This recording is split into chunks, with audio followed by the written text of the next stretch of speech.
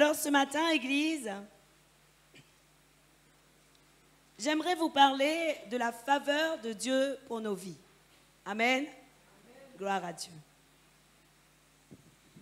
Et plus particulièrement, j'aimerais vous parler d'un thème qui, au-delà de la faveur de Dieu, nous demande d'avancer dans la faveur de Dieu. Amen.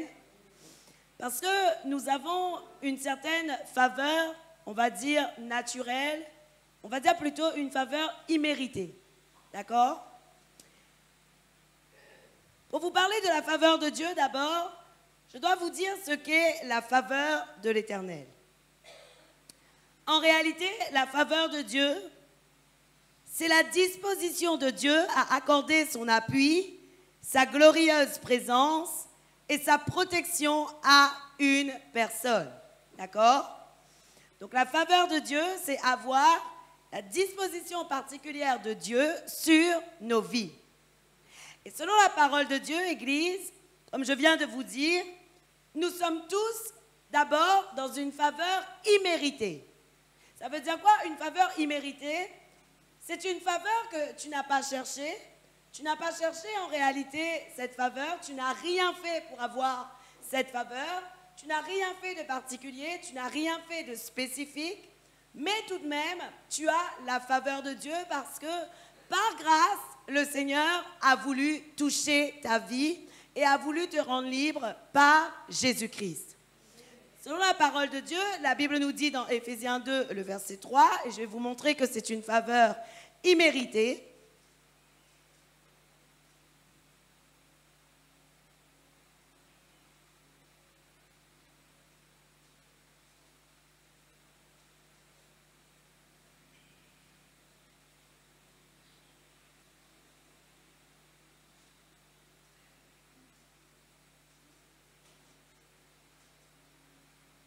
La Bible dit,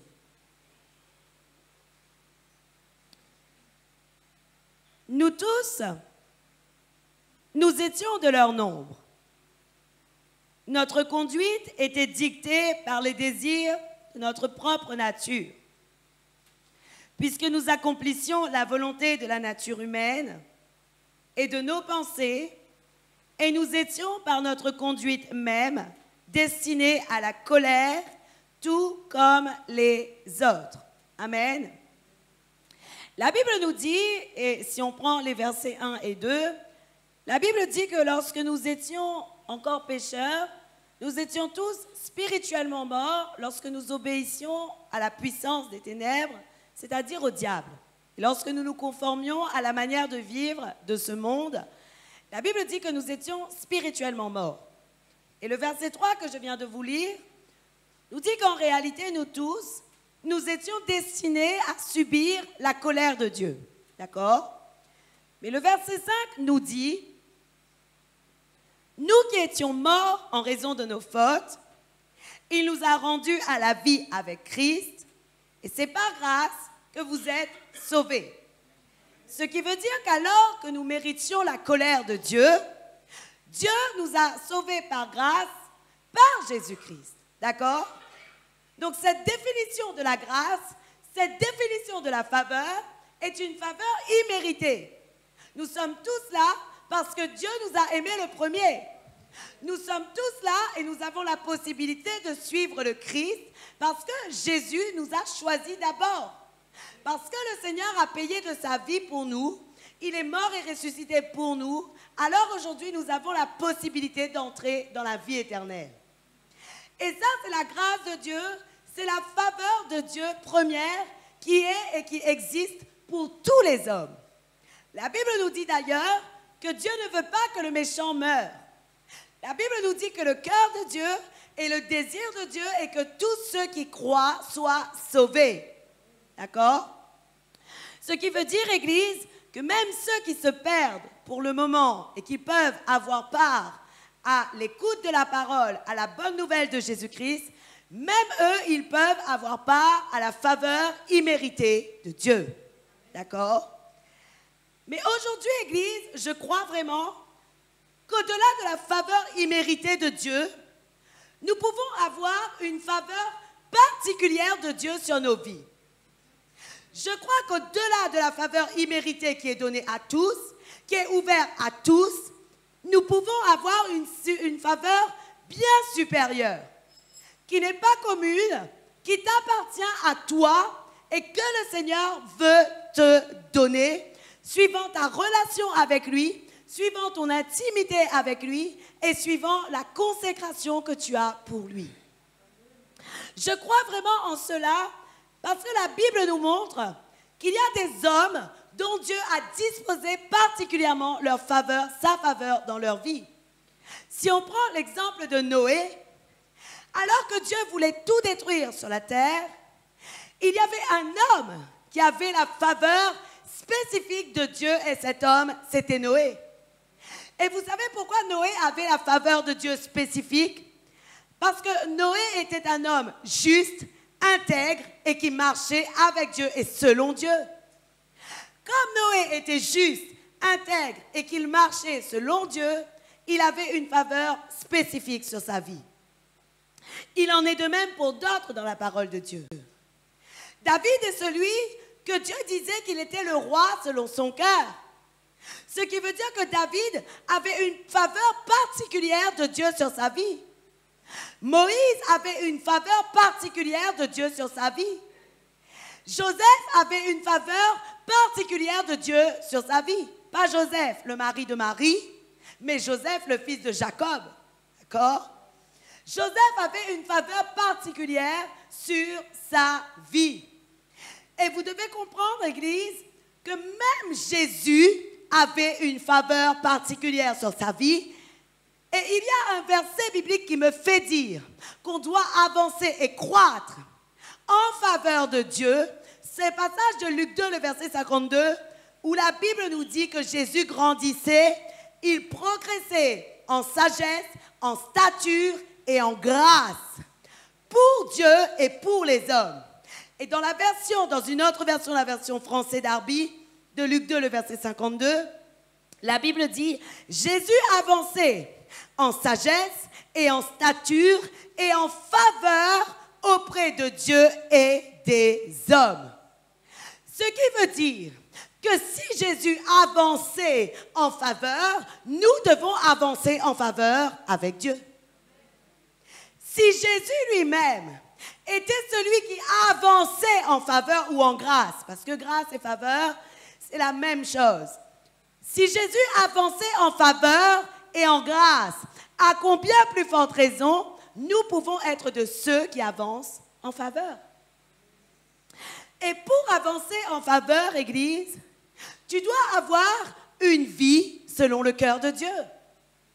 Lorsque tu as la faveur de Dieu, et j'aimerais te dire cela avant de te dire comment faire pour obtenir la faveur particulière de l'Éternel. Lorsque tu as la faveur de Dieu, Église, la Bible nous montre que celui qui a la faveur de Dieu spéciale, spécifique, Dieu combat pour lui. Il peut passer par des moments durs, il peut passer par des moments d'épreuve, il peut passer par des moments où il ne trouve pas la solution, mais Dieu est celui qui est en train de combattre pour lui et lui reste toujours dans la paix. Vous savez, c'est cette histoire où à un moment donné, Dieu demande aux Israélites de sortir du pays d'Égypte. Et les Israélites étaient affolés. Mais Moïse, lui, a dit, « Pourquoi avez-vous peur? L'Éternel sera avec vous et l'Éternel combattra pour vous. » Parce qu'en réalité, Moïse avait la faveur particulière de l'Éternel sur sa vie. Un homme a pu enlever et faire sortir le pays d'Égypte en entier de la gueule des Égyptiens, du piège des Égyptiens, Église. Un homme. Et vous devez comprendre, Église, que lorsque nous avons la faveur de Dieu, nous avons aussi la capacité de faire des choses beaucoup plus grandes que, on va dire, le commun des mortels pourrait le faire. Lorsque tu as la faveur de Dieu, tu peux faire des choses très grandes. Voilà pourquoi Jésus a dit, « Celui qui croit en moi fera des choses comme j'ai faites et même des plus grandes. » Mais croire en Jésus ne veut pas dire simplement « je crois en lui ». Non. Croire en Jésus veut aussi dire « j'aspire à être comme Jésus ». Je vis comme Jésus, j'avance comme Jésus, je progresse comme Jésus et je veux progresser en faveur. Celui qui va progresser en faveur auprès de Dieu pourra faire des choses plus grandes que Jésus a faites. Je vous assure, Église. Parce que vraiment, la parole de Dieu est la vérité. La Bible nous dit encore que si le Seigneur est avec toi, qui peut être contre toi? Mais si tu n'es pas dans la faveur de Dieu parce que ton attitude ne représente pas la faveur de l'Éternel, je suis désolée de dire, mais à certains moments de ta vie, la faveur de Dieu n'est pas sur toi et Dieu est contre toi. Peut-être que vous allez dire, oh là là, c'est trop dur, comment Dieu peut être contre moi? Mais si tu as une vie contraire à sa parole, Dieu est contre toi. Et des fois, tu crois combattre contre le diable alors que tu combats contre Dieu lui-même. Et tu dois comprendre impérativement que le Seigneur veut que tu puisses rester sous sa grâce en tout temps. La Bible dit, rien ne peut te séparer de l'amour de Dieu, sauf le péché.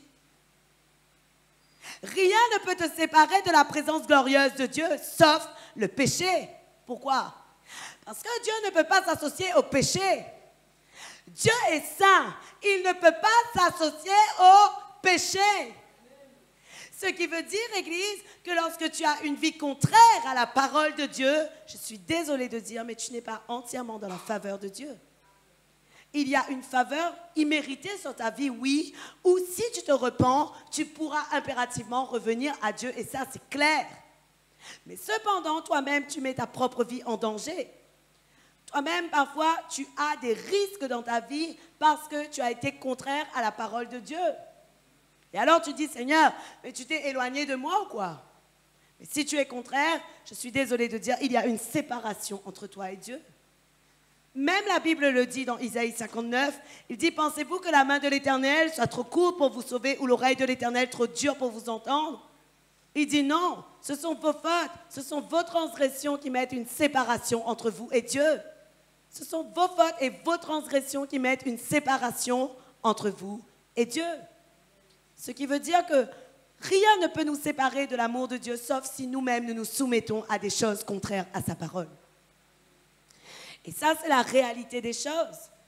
Alors voilà pourquoi il est primordial de grandir en faveur. Et alors, Église, ce matin, j'aimerais vous donner des attitudes qui te font avancer dans la faveur de l'Éternel. Ce sont des attitudes vraiment qui ne peuvent pas te tromper. La Bible est la vérité et si tu agis ainsi et si tu mets en pratique la parole de Dieu, il est sûr que tu auras la faveur de l'Éternel dans ta vie. Il est certain que le Seigneur, la main de l'Éternel sera sur toi et l'Éternel disposera même tes ennemis pour toi. C'est ce que l'Éternel a fait pour Joseph et c'est ce que l'Éternel a fait pour Moïse et pour tant d'autres. La Bible nous dit qu'au moment où Joseph était en prison, Dieu a fait que la faveur du chef était sur Joseph. Oui ou non? Alors que Moïse était en Égypte, Dieu a fait fléchir le cœur de Pharaon. Sans que Moïse ait à intervenir, Dieu a fait fléchir le cœur de Pharaon. Pourquoi? Parce que Moïse avait la faveur de Dieu. Et tu as besoin de comprendre ces choses. Si dans ta vie aujourd'hui, il y a des blocages, il y a des choses qui sont contraires, c'est peut-être parce qu'il y a des attitudes de ta vie qui font que tu n'as pas entièrement la faveur de l'Éternel. Aujourd'hui, c'est ce que tu dois comprendre. Voici les attitudes que Dieu agrée afin que tu puisses avoir sa faveur. La Bible nous dit dans Proverbe 3, à partir du verset 3. Aujourd'hui, nous parlons de la sanctification de nos comportements.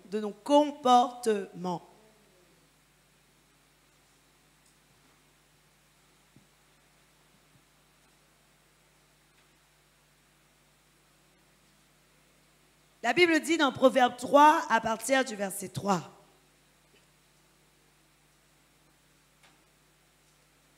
La version second 21 nous dit que la bonté et la vérité ne t'abandonnent pas.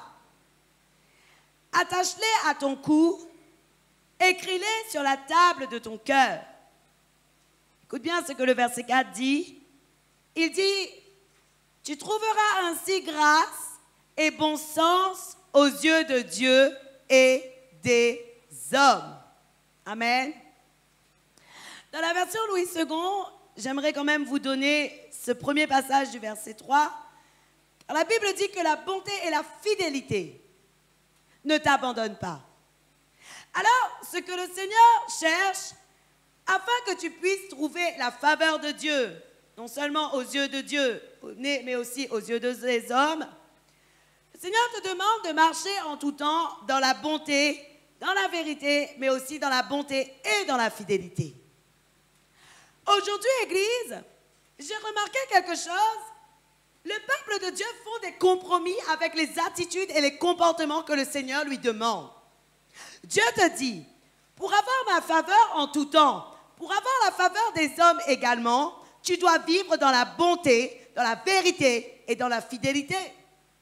Première chose que le Seigneur te demande. Mais la bonté, parfois, n'existe pas dans ta vie. La bonté, c'est être bon en tout temps avec tout le monde, malgré les situations et les circonstances. La bonté, c'est considérer les autres comme supérieurs à soi-même. La bonté, c'est faire tout pour le bien de l'autre. Mais parfois, dans ta vie, il manque de bonté. Parfois, dans ta vie, il manque également de fidélité et de vérité. J'aime beaucoup apprendre la vérité. Pourquoi? Aujourd'hui, Église, nous sommes de ceux où parfois, nous faisons des vérités détournées. La vérité détournée est un mensonge. La vérité détournée est un mensonge.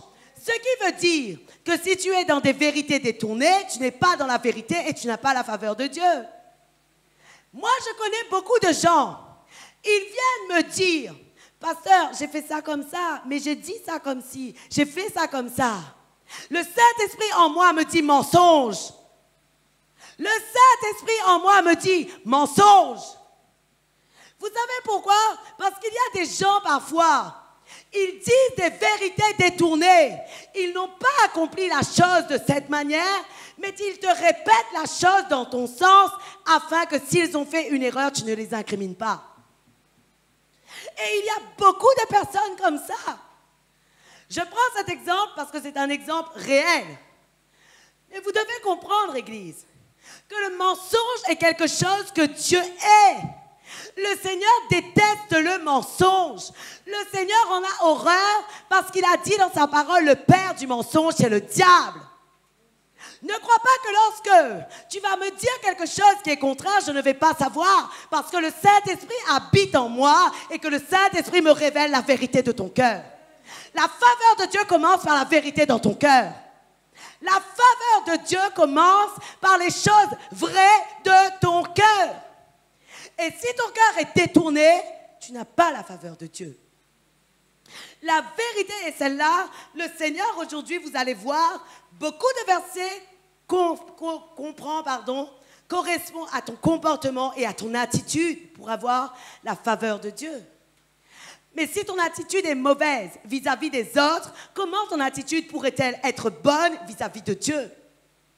Je vais te dire quelque chose. Il y a un verset biblique qui dit « Personne ne peut dire « j'aime Dieu » s'il n'aime pas son frère ». Mais ce verset englobe beaucoup de choses. Comment pourrais-tu dire « Je suis fidèle à Dieu » si déjà tu ne sais pas être fidèle à ta femme ou à ton mari? Comment? Il y a déjà une racine d'infidélité en toi. Alors la fidélité avec Dieu ne peut pas se faire. Je suis en tout point dans la vérité avec Dieu. Comment pourrais-tu, je suis en tout point dans la vérité avec Dieu, si déjà auprès des hommes, tu fais que des vérités détournées? Vous savez, une fois Dieu m'a dit, pour recevoir des révélations puissantes et la vérité de ma parole, tu dois impérativement enlever de toi le mensonge. Si tu as laissé des parties de mensonges dans ta vie, les révélations que tu recevras seront des fausses révélations et alors tu donneras à mon peuple des mensonges. Toi de même, si dans ta vie il y a du mensonge, les révélations que tu auras de l'Éternel seront faussées. Parce que dans ta vie, il y a de la fausseté. Et parce qu'il y a de la fausseté, le Saint-Esprit ne peut pas agir entièrement et te donner la révélation puissante qui appartient à Dieu. Aujourd'hui, Église, pour avoir la faveur totale, entière de l'Éternel, tu dois être bon, fidèle et vrai. Tu dois être bon, fidèle et vrai. Faites attention, Église. Parce que lorsque Dieu parle de ces choses, c'est parce qu'il ne veut pas que tu deviennes un serviteur détourné ou un serviteur compromis. Le Seigneur veut que tu sois un serviteur puissant, mais selon son cœur. Parce que vous savez, Église, Dieu ne regarde pas à ce que l'homme voit. L'homme voit à l'apparence. L'homme voit que tu es beau. L'homme voit que tu es belle. L'homme voit que tu es sage, l'apparence. Mais Dieu voit la profondeur de ton cœur. Le problème est que le Seigneur connaît tes intentions.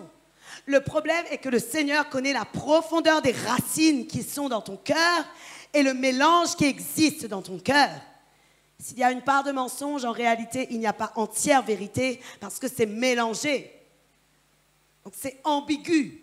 La vérité que tu recevras sera ambiguë parce qu'il y a du mensonge avec la vérité. Vous comprenez ces choses? Mais le Seigneur dit, celui qui est plein de bonté et de vérité, attache la bonté et la vérité à ton cou, écris-les sur la table de ton cœur et tu trouveras ainsi grâce et bon sens aux yeux de Dieu et des hommes. Ceux qui sont dans la vérité et qui avaient la faveur de l'Éternel ont toujours été dans la vérité. Ils ont toujours été dans la bonté. Et dans la bonté, ils ne se considéraient pas comme supérieurs aux autres. Mais il y a des gens, parfois, ils disent, je suis bon, je suis aimant, mais je considère les autres comme moins que moi. Et ça, ce n'est pas la bonté. Et le Seigneur n'agrée pas non plus ce genre d'attitude, Église. Amen. Autre chose que le Seigneur te demande pour obtenir la faveur de l'Éternel, la Bible nous parle de la sagesse de l'Éternel. Selon Proverbe 8, le verset 35, la parole de Dieu nous dit, c'est la sagesse qui parle.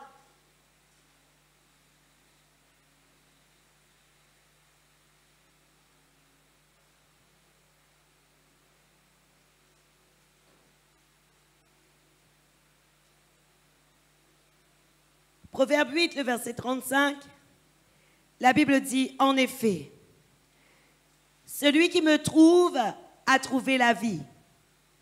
Il a obtenu la faveur de l'Éternel. Amen. La parole de Dieu nous parle, et c'est la sagesse qui parle elle-même. La Bible nous dit, celui qui me trouve a trouvé la vie. Vous savez, Église, dans la description de la sagesse, je crois que c'est dans Proverbe 8, mais dans les proverbes au début, bien sûr, la sagesse se décrit d'elle-même. Et la Bible nous dit que la sagesse dit, avant la création du monde, j'étais déjà avec Dieu. Ce qui signifie, Église, que la sagesse était déjà avec Dieu bien avant la création du monde. Et donc, celui qui était avec Dieu et dont la Bible nous parle, quand le Seigneur a dit « faisons l'homme à notre image », il parlait de Jésus-Christ. Oui ou non? Ce qui veut dire que la sagesse est en Jésus-Christ. Et que la sagesse lui-même, à la base, s'il était avec Dieu avant la création du monde, cela signifie qu'il était Jésus. Et le Seigneur te dit, celui qui a trouvé la sagesse, telle que la parole de Dieu le demande, a la faveur de l'Éternel. Mais voilà la sagesse que le Seigneur veut que tu aies. Pas n'importe laquelle, mais celle qui est définie dans Jacques 3, le verset 17, où la Bible nous dit que la sagesse est d'abord porteuse de paix. Elle est douce, elle est conciliante, elle est pleine de compassion et de bons fruits. Elle est sans parti pris et sans hypocrisie. Celui qui a cette sagesse-là, selon la définition de la sagesse qui vient de Dieu, a obtenu et a la faveur de l'Éternel. Combien d'entre nous, Église, nous sommes en tout temps purs? Combien d'entre nous, nous sommes en tout temps porteurs de paix? Combien d'entre nous, nous sommes en tout temps doux, Combien d'entre nous, nous sommes en tout temps conciliants? Combien d'entre nous, nous sommes pleins de compassion et de bons fruits en tout temps? Combien d'entre nous, nous sommes sans parti pris et sans hypocrisie? Combien? Je vais te dire quelque chose. Pour recevoir cette sagesse, il faut que tu sois impérativement accroché à Christ. Si tu n'es pas accroché à Christ, il y aura des moments où tu n'auras aucune compassion. Il y aura des moments où tu seras dans l'hypocrisie. Il y aura des moments où tu porteras des mauvais fruits. Et notre vie nous montre qu'il y a des moments où nous sommes de ce type de personnes, oui ou non? Qui en tout temps parfait se met jamais en colère? Qui? La colère est un mauvais fruit, oui ou non? La colère est un mauvais fruit. Et bien d'autres que nous pouvons faire, attitudes que nous pouvons faire contraires à la parole de Dieu, sont des mauvais fruits. Pourtant, la Bible dit, celui qui trouve la sagesse obtient la faveur de l'Éternel. Pourquoi je vous parle de ça, Église? Parce que réellement, pour avoir la sagesse de l'Éternel en tout temps, en tout lieu, en toutes circonstances, tous les jours, et que la main de l'Éternel soit toujours sur toi et qu'elle ne sorte pas de toi, il faut que tu aies l'attitude comme la parole de Dieu te demande. C'est-à-dire que tu sois bon, que tu sois vrai, que tu sois fidèle et que tu aies la sagesse selon la définition de l'Éternel. Sinon, cela veut dire qu'une partie de ta vie parfois est en dehors de la main couvreuse de l'Éternel. Une partie de ta vie est parfois en dehors de la main couvreuse de l'Éternel. Je vous assure, Église, je vous assure que le Seigneur m'a demandé à moi de chercher d'abord et de venir en tout temps auprès de sa face afin de recevoir le caractère qu'il veut que j'ai pour que je puisse en tout temps avoir et obtenir sa faveur. Et le Seigneur m'a dit, si tu as ma faveur, ne t'inquiète pas au combat, c'est moi qui combattrai pour toi. Et vous avez besoin de comprendre, Église, que Dieu veut que vous dépassiez le niveau de celui qui reçoit la faveur imméritée. Dieu veut que tu dépasses ce niveau. Ce niveau, tu l'as, c'est acquis. Maintenant, dépasse-le. Fais des efforts. Va trouver la faveur divine qui est au-delà de cette faveur imméritée. La faveur qui prend toujours parti pour toi. La faveur qui te défend en tout temps. La faveur qui, si quelqu'un a dit non, lui, il dit oui et fait fléchir le cœur de celui qui t'a dit non. La faveur qui dispose toutes choses à ton égard. C'est cette faveur que tu dois chercher, Église. Pas que nous sommes supérieurs. Nous sommes tous égaux devant Dieu. Mais si nous faisons des efforts à être comme le Seigneur nous demande, nous allons avancer en faveur, non seulement pour Dieu et aussi pour les hommes. Et la parole de Dieu nous le prouve. Combien de personnes de la parole de Dieu qui étaient avant nous ont obtenu une faveur particulière et lorsque nous lisons leur vie, nous disons « Oh Seigneur, moi aussi je veux être comme eux ». Mais si tu veux être comme David, si tu veux être comme Moïse, si tu veux être comme Abraham, si tu veux être comme Esther, si tu veux être comme toutes ces personnes qui ont eu la faveur de Dieu en tout temps jusqu'à leur mort, tu dois aussi faire des efforts spécifiques et particuliers. Ta vie doit être particulière et ta vie doit être réellement conforme à la parole de Dieu. La Bible nous dit encore, selon Proverbe 12, le verset 12, une autre chose. Pour avoir la faveur de l'Éternel,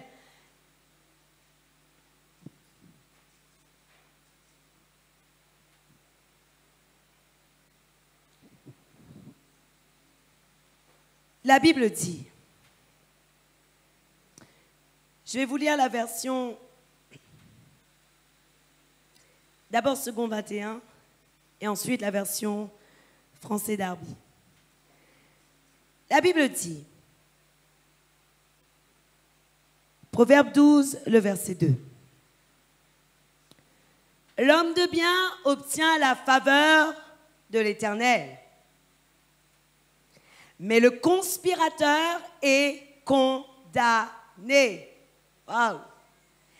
Dans la version française d'Arby, la Bible dit, l'homme de bien obtient la faveur de l'Éternel, mais, excusez-moi, je n'ai pas noté cette version. Alors je vais vous donner celle-là même. Mais le conspirateur est condamné. En réalité, la Bible et la version française d'Arby nous parlaient de celui qui était malhonnête. Aujourd'hui, Église, tu dois comprendre que le Seigneur déteste réellement les personnes qui complotent, les personnes qui méditent le mal et les personnes qui cherchent à cacher des choses. Je ne sais pas pourquoi, mais hier soir, en faisant cet enseignement, le Seigneur a mis dans mon cœur qu'il y a des personnes qui font croire qu'ils sont des hommes de bien et qu'ils ont la faveur de Dieu en tout temps, alors que dans leur cœur, il y a toutes sortes de complots. Et parfois, tu vas dire, mais un complot, c'est lorsque tu cherches à faire du mal contre les autres.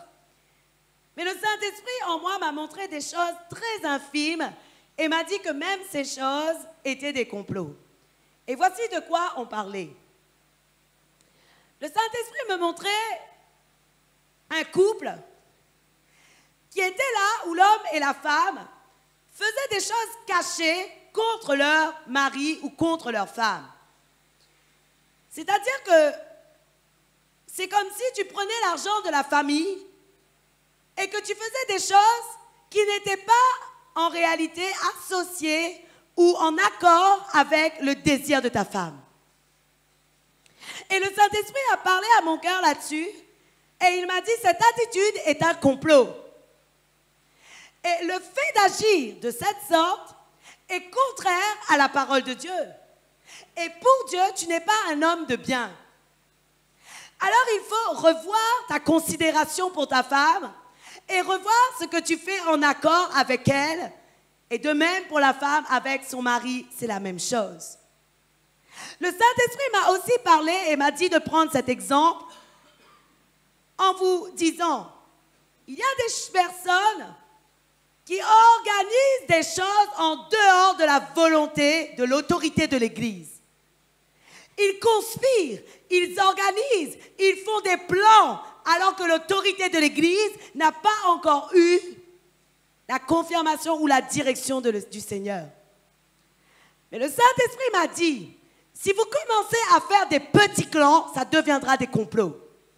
Si vous commencez à faire des petits clans, cela deviendra des complots.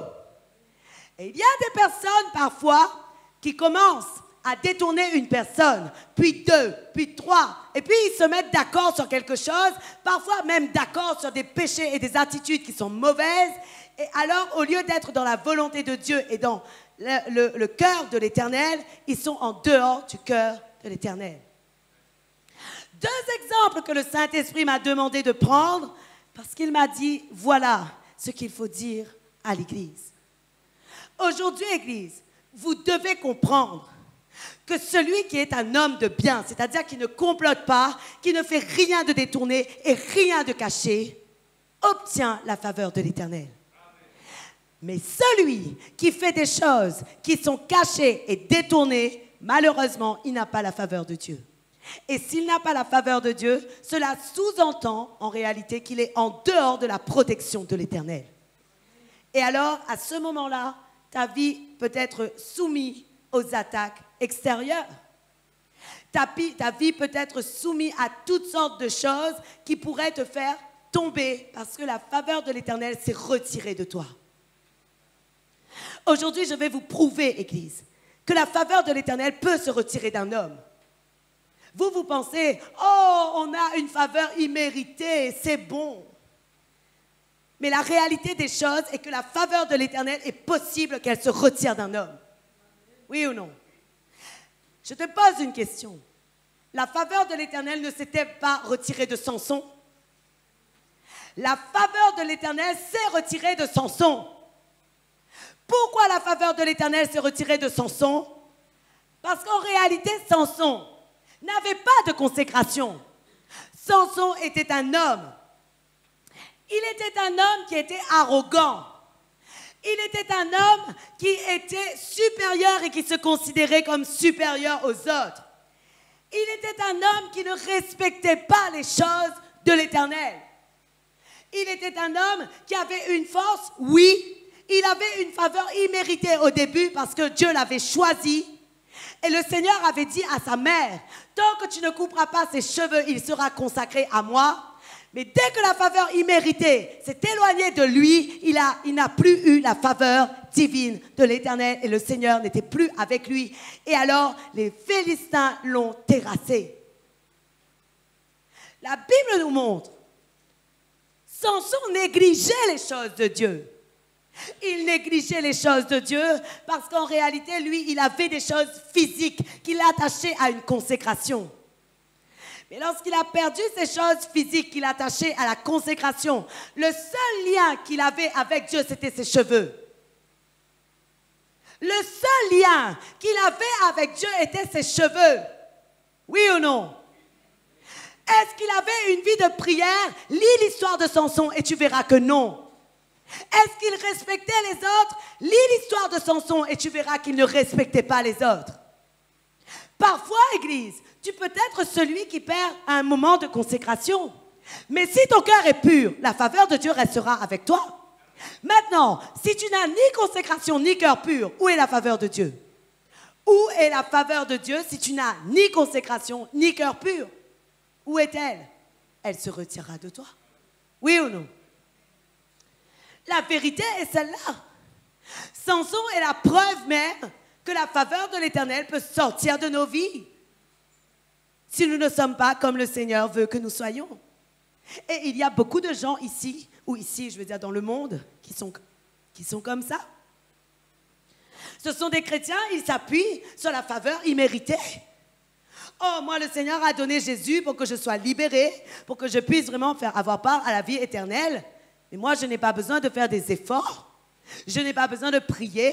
Je n'ai pas besoin réellement de faire des choses pour m'approcher de Dieu, parce que de toute façon, j'ai la faveur de Dieu.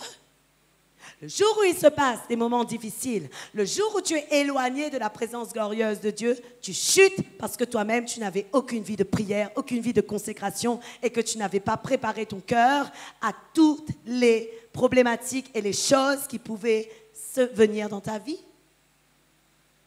Et ça, c'est grave, Église. Oui ou non? C'est très grave. Nous devons être de ceux qui nous préparons, qui connaissons que la faveur de l'Éternel imméritée est là, mais nous devons aussi chercher à avoir une faveur supérieure, avancer et grandir et croître en tout temps dans la faveur divine de l'Éternel, afin que jamais nous ne soyons en dehors de sa protection, afin que jamais nous soyons en dehors de son plan parfait pour nos vies. Et ça, c'est la réalité des choses. Une autre personne qui avait perdu la faveur de l'Éternel, Saül. Saül a perdu la faveur de l'Éternel. Et vous savez pourquoi Saül a perdu la faveur de l'Éternel? Je vais vous le dire pourquoi. J'ai bien observé la vie de Saül. Et j'ai lu et j'ai relu et j'ai lu et j'ai relu et j'ai lu et j'ai relu la vie de Saül. Vous savez pourquoi Saül a perdu la faveur de l'Éternel en réalité? C'est parce qu'en lui, il y avait une racine de personnes qui ne respectaient rien à ce que le Seigneur lui demandait. En lui, il y avait une racine d'orgueil. En lui, il y avait une racine d'irrespect. En lui, il y avait une racine de supériorité. Et parce qu'il y avait ces racines d'irrespect, de supériorité et d'orgueil, la Bible nous dit que Saül n'était pas le roi selon le cœur de Dieu. Si vous regardez la parole de l'Éternel dans 1 Samuel 13, le verset 14, vous allez voir que Saül n'était plus le roi selon le cœur de Dieu. Et même Dieu a dit à Samuel, je regrette d'avoir choisi Saül. Je regrette.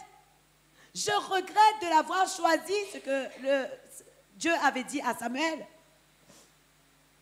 La Bible dit, selon 1 Samuel 13, le verset 14.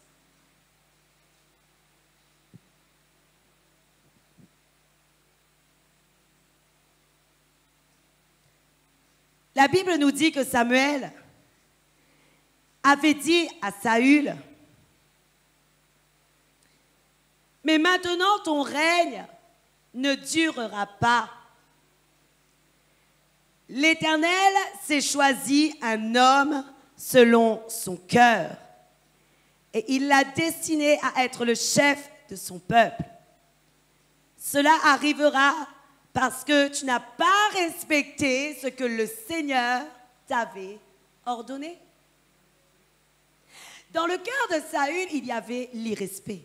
Voilà comment se comportait Saül. Lorsque Samuel lui disait « Tu dois m'attendre avant de donner le sacrifice des animaux pour le Seigneur », Saül n'a pas attendu Samuel, il s'est fait sacrificateur alors que sa position était d'être roi et non sacrificateur. Ce qui veut dire qu'il a voulu prendre la place de Samuel alors que ce n'était pas sa place. Il n'était pas dans le respect. Aujourd'hui, je suis désolée de te dire, ne prends pas l'onction d'une autre personne qui ne t'appartient pas. Ne cherche pas à être comme quelqu'un qui n'est pas toi. Et ne cherche pas à faire des choses que le Seigneur ne t'a pas demandé parce qu'à ce moment-là, tu n'es pas dans sa faveur. Au moment où tu fais des choses que Dieu ne t'a pas demandé, où tu n'as même pas été oint pour le faire, tu n'es pas dans la faveur de Dieu. Samuel était-il oint pour être celui qui devait donner des sacrifices à l'Éternel? Saül, pardon? Non. Il était oint pour être roi. Il n'était pas oint pour être sacrificateur. Et c'est pareil pour nous, Église. Lorsque nous sommes dans l'irrespect de l'appel que Dieu a formé sur nos vies et que nous voulons être dans un autre appel, nous ne sommes pas dans la faveur de Dieu. Parce que tu n'es pas oint pour le faire. Et comme tu n'es pas oint pour le faire et que tu veux prendre la place d'un autre, Dieu n'agrée pas ce que tu fais et tu n'es pas dans sa faveur. Et le Seigneur voit ton cœur. Je vais te dire quelque chose, même si l'homme ne voit pas le désir profond et impur qu'il y a dans ton cœur, le Seigneur est celui qui le voit. Parce que le Seigneur voit la profondeur du cœur de l'homme. C'est ce que nous avons besoin de comprendre, Église. Le jour où tu vas passer un temps plus long avec le Seigneur, à un moment donné dans ta vie, il y aura ta vraie nature qui prendra le dessus. Et le problème est que Saül était déjà irrespectueux. Et vous savez ce qui s'est produit ensuite? Lorsque Dieu lui avait dit de tuer tout et de tout vouer par interdit lorsqu'il allait aller dans le pays où le Seigneur allait lui demander de prendre possession, lui, il a épargné le roi. Il a encore épargné le roi alors que Dieu lui a demandé de tout détruire. Pourquoi? Il était déjà dans l'irrespect physique. Il ne pouvait pas respecter spirituellement ce que Dieu avait demandé. Oui ou non? La profondeur de son cœur était mauvaise. Et comme la profondeur de son cœur était mauvaise, il n'avait pas la faveur de Dieu. Je vais te dire quelque chose. La faveur spécifique de l'Éternel pour ta vie se trouve en réalité dans ton cœur. La réalité des choses est que la faveur spécifique de l'Éternel dans ta vie va se trouver dans la profondeur de ton cœur. Pourquoi? La Bible nous dit que lorsque Dieu a vu Abel, il avait vu d'abord, il avait porté un regard favorable d'abord sur Abel et ensuite sur son offrande. C'est-à-dire, en réalité, que Dieu avait vu d'abord le cœur d'Abel, ce qu'il avait dans son cœur, et ensuite, il avait agréé l'offrande. Mais le regard favorable était d'abord sur la personne d'Abel. La faveur de Dieu dépend réellement de la pureté de ton cœur, Église. Le Seigneur me fait comprendre de jour en jour, plus ton cœur sera pur et plus tu obtiendras ma faveur. Plus tu feras ma volonté et plus tu seras dans ma parole et plus tu obtiendras ma faveur. Mais lorsque le Seigneur me dit, plus tu seras dans ma parole, ce n'est pas rester dans la Bible, c'est mettre la Bible en pratique. Beaucoup de personnes, eux, ils lisent la Bible, ils lisent, jamais ils ne la pratiquent. La Bible dit, celui qui lit la parole sans la mettre en pratique, il est comme un homme qui a regardé son reflet dans un miroir. Lorsqu'il est sorti de son miroir, il a oublié comme il était. Il a oublié. Comment peux-tu changer si la mise en pratique de la parole n'est pas faite dans ta vie? Comment peux-tu être pur et comment peux-tu avoir le cœur que le Seigneur veut que tu aies si tu ne respectes pas et tu ne mets pas en pratique ce que le Seigneur t'a demandé? Je vais vous dire quelque chose. Si tu veux avancer encore plus avec le Seigneur, et si tu veux voir des grâces démultipliées dans ta vie, ose dire à Dieu, Seigneur, ce qui est plus moche dans mon cœur, ce qui est le plus enfoui dans mon cœur, qui est sale et qui ne te glorifie pas, mets-le à la lumière. Afin que je puisse le voir, afin que je puisse le travailler, afin que je puisse recevoir le cœur que tu veux que j'ai. Mais tant que tu vas laisser enfoui, tant que tu vas dire, personne ne voit ça, personne ne voit que je suis un peu injuste, un peu hypocrite, personne ne voit, Dieu voit. Et la faveur de Dieu est retirée parce que tu es hypocrite. La faveur de Dieu t'est retirée parce que parfois tu es injuste. La faveur de Dieu n'est qu'incomplète dans ta vie, on va dire ça, parce que tu as une attitude contraire à la parole de Dieu. Je ne dis pas que c'est ton cas, je ne dis pas que tu es hypocrite, je ne dis pas que tu es injuste. Je t'explique juste qu'il y a des attitudes que le Seigneur n'agrée pas et qui font que tu perds une partie de la faveur de Dieu alors qu'elle devrait être entière dans ta vie. La faveur de Dieu devrait se faire entière dans ta vie. Parce que la Bible dit que tu es héritier du royaume et co-héritier de Dieu. Ce qui veut dire que si tu es héritier du royaume et co-héritier de Dieu, rien ne peut tenir devant toi. Comment se fait-il qu'il y a autant de résistance dans ta vie aujourd'hui? Pose-toi la question, mon cœur est-il pur? Comment se fait-il qu'il y a autant de résistance dans ta vie aujourd'hui? Pose-toi la question, mon cœur est-il entièrement pur? Ou ai-je en moi des racines qui m'empêchent d'être dans la faveur complète de l'Éternel? Aujourd'hui, Église, peut-être que vous pensez que c'est dur, mais Dieu cherche la sanctification de nos vies et la sanctification de nos comportements. Et Dieu veut que tu croisses en faveur, que tu grandisses en faveur. Et pour grandir en faveur, il faut que tu aies bon caractère, il faut que tu aies bon cœur, il faut que dans ton corps, il y ait un cœur pur. Ton être entier doit être d'un cœur pur, Église. Et je vais vous dire quelque chose. Ceux qui disent c'est trop dur et que ce n'est pas possible, c'est faux. Parce que la parole de Dieu nous dit dans Romains 8, le verset 29, que nous avons été prédestinés d'avance à devenir comme l'image de Jésus-Christ. Si c'était dur, Dieu nous aurait-il prédestinés d'avance à être l'image de Jésus-Christ?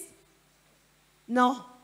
Et pourtant, la Bible dit dans Romains 8, le verset 29, « En effet, ceux qu'il a connus d'avance, il les a aussi prédestinés à devenir conformes à l'image de son Fils, afin que celui-ci soit le premier-né d'un grand nombre de frères. » Moi, je connais beaucoup qui prêchent et qui disent, « Mais de toute façon, on est tous pécheurs. » En gros, on est en train d'excuser le péché. Je suis désolée de dire, je ne peux pas excuser le péché. Lorsque je pêche, je me repens, je dis à Dieu, Seigneur, pardonne-moi, mais conduis-moi dans ta parole, dans la vérité, afin que je ne me conduise plus comme une personne incrédule, incroyante et païenne. Mais si toujours tu es en train d'excuser ton péché, comment vas-tu croître? Comment? Il y a des gens qui disent, mais il y a des péchés qui sont plus durs à partir. Vous savez, ceux qui parlent comme ça, ce sont des personnes qui ne veulent pas travailler leur péché. Ceux qui parlent comme ça, ce sont des personnes qui ne veulent pas se laisser dépouiller, qui ne veulent pas se laisser travailler, qui ne veulent pas se laisser changer. Parce que oui, c'est dur. Mais Paul a dit, si tu ne fais pas le bien que tu veux et tu fais le mal que tu ne veux pas, grâce soit rendue par Jésus-Christ, tu seras délivré. Ce qui veut dire que si tu veux vraiment, le Saint-Esprit est celui qui est capable de te libérer de tout péché, de tout et de tout. Et tu es capable de recevoir la nature même du Fils Jésus-Christ. Parce que tu es prédestiné à être son image. Tu es prédestiné à devenir son image. Si tu veux la même faveur que Jésus, tu dois être comme Jésus. Aujourd'hui, Église, beaucoup disent, Seigneur, tu étais comme si avec Jésus. Tu agissais avec Jésus avec puissance. Des malades étaient guéris instantanément. Des personnes démoniaques étaient délivrées instantanément. La gloire de Dieu était répandue là où tu allais. Au moment que tu parlais, les choses se débloquaient, les situations étaient réglées. Et ce que tu as oublié, c'est que Jésus avait une faveur particulière de Dieu sur sa vie. Et pourquoi il avait une faveur particulière de Dieu sur sa vie? Parce que sa vie était en tout point conforme à la parole de Dieu. Car la Bible dit que Jésus-Christ était celui qui était sans péché. Alors aujourd'hui, nous sommes des hommes où nous disons, mais nous ne pouvons pas être sans péché. Il est vrai que parfois je fais des péchés, mais je peux m'efforcer à devenir comme l'image de Jésus-Christ et croître dans la sanctification, dans la pureté et devenir à un moment donné sans péché. Et de toute façon, je crois vraiment que seul celui qui est totalement dépouillé entrera dans le royaume des cieux. Seul celui qui est totalement dépouillé de lui-même entrera dans le royaume des cieux. Parce que la Bible dit, recherchez la sanctification et la paix sans laquelle personne ne trouvera le royaume des cieux. Ce qui veut dire, Église, que sans la sanctification et la paix, nous ne pouvons pas aller dans le royaume des cieux.